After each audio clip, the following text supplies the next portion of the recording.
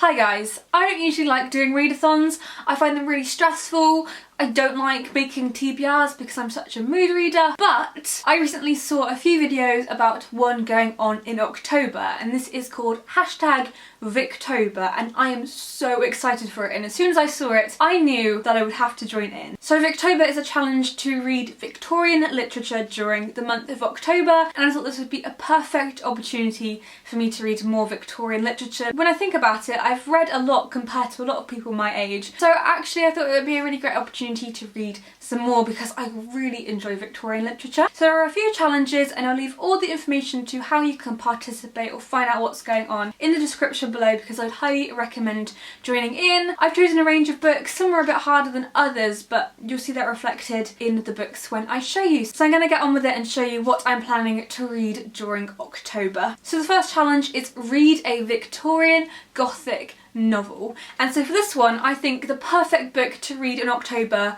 would be Dracula by Bram Stoker. I read Carmilla by J. Sheridan Le Fanu in September, and Dracula was kind of inspired by that. So I'm reading a lot more classical vampire books lately because I think it's really interesting to see how the genre has progressed, particularly in recent years because of Twilight and all the other books that spawned out of Twilight. But really, I don't think we'd have Twilight without Dracula. I think it's just one of those staple, important pieces of literature. So I'm quite excited to read this, and I really enjoy Gothic novels, so I think this one is going to be a big hit with me. I bought it quite recently and I didn't really have any interest in reading it before then, but I think I kind of studied it or looked at the plot a few years ago. I think I was about 13 or 14. I can vaguely remember stuff about this, but I never read it. But now it's finally time, so I think this is going to be perfect to read during October. Then the next challenge is read a book by a Victorian female author, and there are so many on my list by Victorian female authors, but the one that I want to particularly read for this challenge is The Tenant of Wildfell Hall by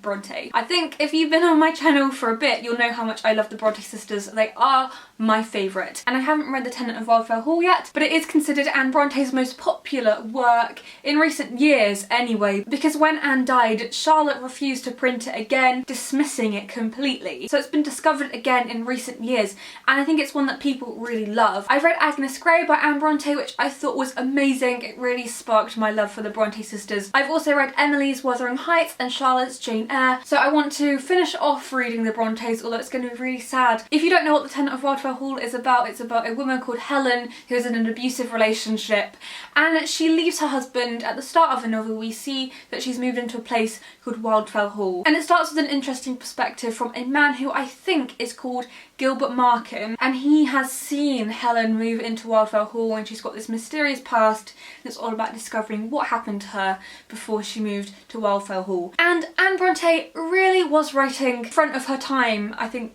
is the best way to describe it. She was writing about things like abuse at times when women didn't have any rights. They belonged to their husbands. They had no property of their own. So The Tenant of Wildfell Hall is one that I really wanted to read this autumn, and so I know already that I'm going to love it. And then another challenge is to read a Victorian novel where there is a plot or a scheme afoot, and I'm not sure yet what book I'm going to choose for that, or if I'm going to do that one, because I think that's going to just tie in really nicely with just everything else that I'm reading. So I'm not going to choose a specific book for that. I'm just going to see what happens and see where it goes. But if you have any particular recommendations for a book where a plot is afoot, leave it in the comments so I can have a look, because I would quite like to do all the challenges, but I'm not sure of a specific book for that one. But another challenge after that is to read a Victorian book in a week, and I think for this one I have to choose Alice's Adventures in Wonderland by Lewis Carroll. I have watched the Disney film of this, but it was years ago. I think I must have been about 4 or 5,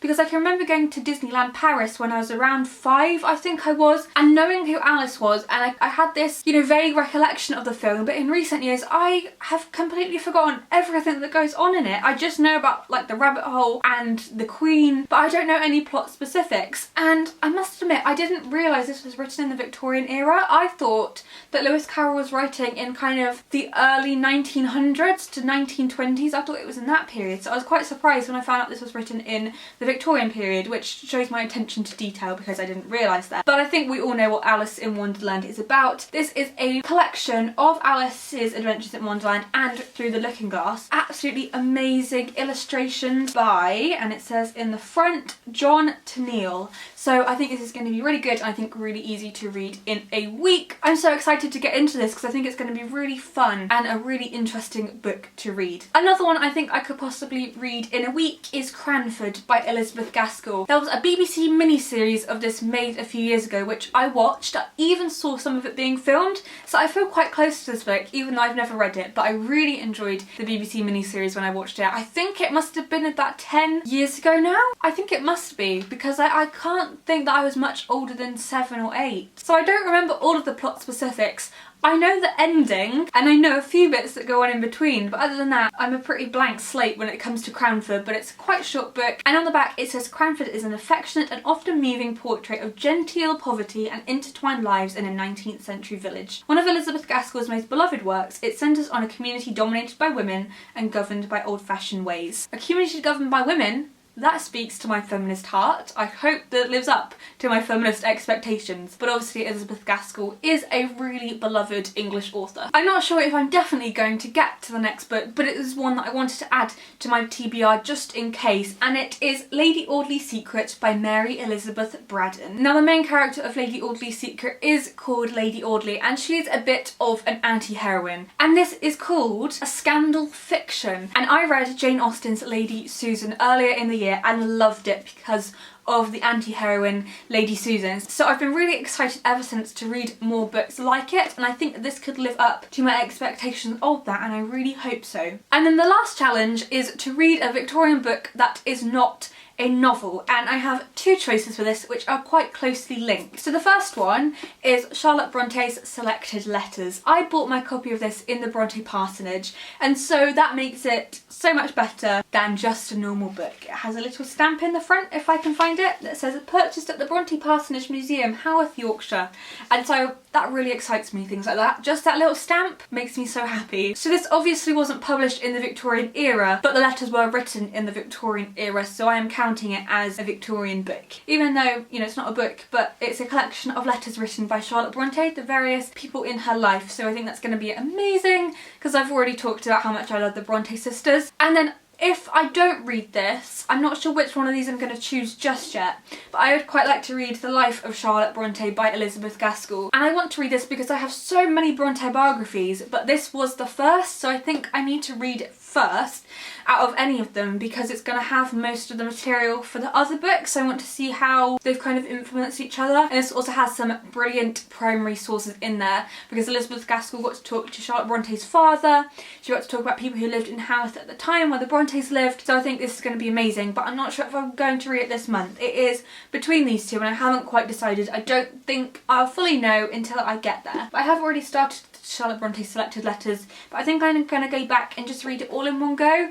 I'm not too sure yet because I was picking and choosing, but that didn't really work for me, so I think I've got to read it all in one go. So those are the books that I want to read for Victober. I'm so excited to get started on them. It's gonna be absolutely amazing. I can already tell. I just love Victorian literature. I think it is possibly the best. So let me know in the comments if you are joining in with Victober. We could all join in and encourage each other, or if there are any recommendations you want to give me of books that if I read these then I might be able to read. So thank you so much for watching this video and I will see you guys soon. Happy reading!